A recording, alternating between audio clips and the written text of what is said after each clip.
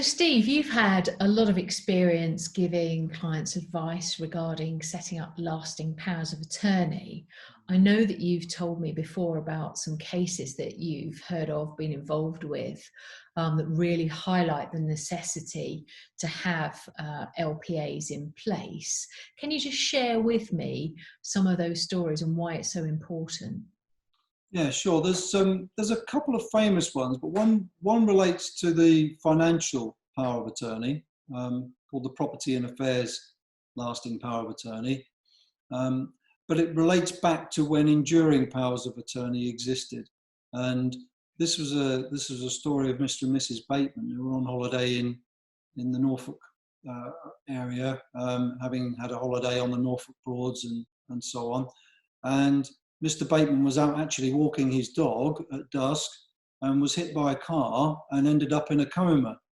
But because they didn't have a power of attorney in place at the time, it took poor Mrs. Bateman 3 years to wrangle with the Court of Protection to get control of the family finances again. And you can imagine how frustrating that must have been for her. Not only was her husband in a coma, but she couldn't actually get access to any of her money without going through the Court of Protection for quite a long period of time. And it was a fairly famous story, that one, that did the rounds. So, Yeah, have you got any others, Steve? I mean, that obviously really resonates. 3 years is a long time not to be able to access the funds. Yeah, the other one was in relation to the health and welfare lasting power of attorney, which didn't exist prior to this current arrangement, in that previously the enduring powers of attorney were only financial, whereas the new regime is both financial and health and welfare. And this was a story relating to a lady called Betty Figg, and her daughter had been her main carer for quite a long period of time.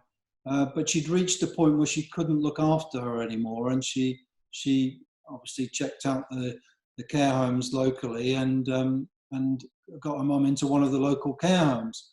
But after 8 weeks or so, she realised that she didn't like how this care home was actually looking after her mother, and so she decided to take her mother out. Well, the care home themselves have a duty of care to who they're looking after.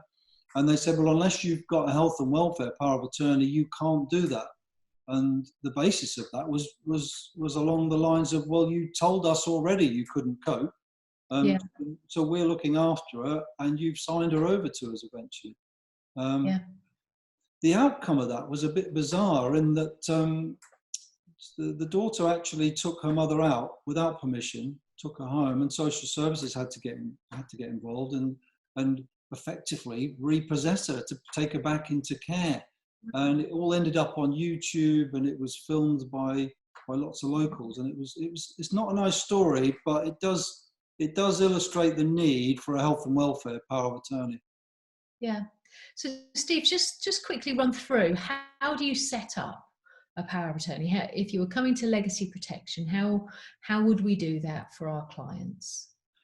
Yeah, the most important thing is to understand that the person who is what's called the donor, the one setting up the authority for somebody to act on their behalf, needs to be able to do so with their own free will and not be influenced to do so. So what we tend to do is interview them either with other family members at the same time, but eventually on their own. So eventually being able to say to them, are you quite happy that this person can act as your attorney on your behalf, albeit only in the best interest, of course. So once we've gone through that consultation period, we draft up the forms and get it signed by of course, the donor and the attorneys. But we at Legacy act as what's called the certificate provider. Yeah. So we're able to certificate the document itself to say that we're happy that it wasn't set up with any influence, and that everybody, all the parties, understand what it is they're involved in and what they can and can't do. So we're overseeing it to make sure that it's set up correctly in guidance with the Mental Capacity Act. Yeah, lovely. And would you have any advice about who you would choose to nominate as your attorneys? Yeah, and it's almost a non-advice role, this, and it does take a little bit of time to understand what the role is and help people realise what would be involved. But the obvious one is somebody you trust to make decisions on your behalf.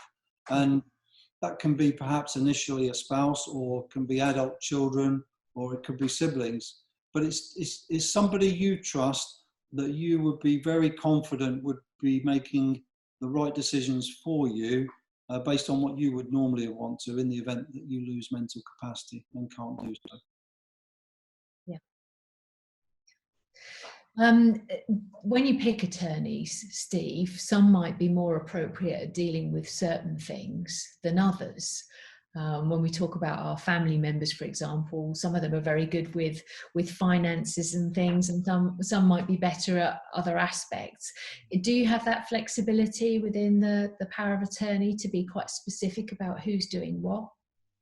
You can add guidance, you can add legally binding restrictions in relation to how they can act.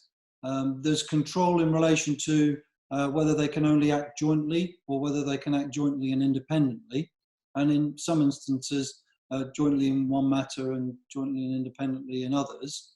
But also you can put control in there about how your finances are managed. And even if it's in, for instance, something like a discretionary fund management, whether that can continue or not.